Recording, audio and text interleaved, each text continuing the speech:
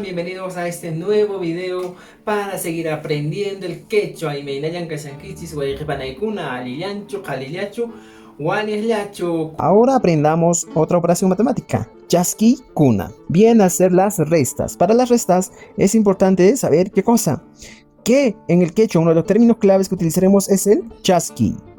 Escuchen bien, uno de los términos claves es chasqui. Ahora veamos algunos ejemplos aquí. 3 ranas. ¿Qué se dice en quechua? Hampatu.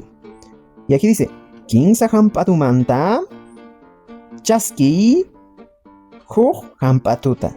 Fíjense, quinza hampatu manta, chasqui, huj hampatuta. Ahora se dan cuenta, en la suma, para el primer enunciado utilizamos el sufijo ma. En este caso ya no se va a utilizar el sufijo ma, sino el sufijo manta.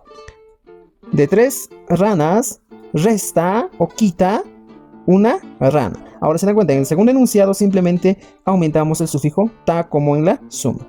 Entonces, dense cuenta, para las restas utilizamos los sufijos manta y el sufijo ta. Ahora, ¿cuál sería la respuesta? Haikataj kanma. ¿Cuánto sería? 3 menos 1.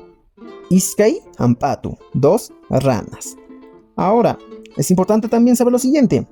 Aquí fíjense, si hacemos restas sin sustantivos, como por ejemplo 3 menos 1, 5 menos 2, solo con números, sería de la siguiente manera.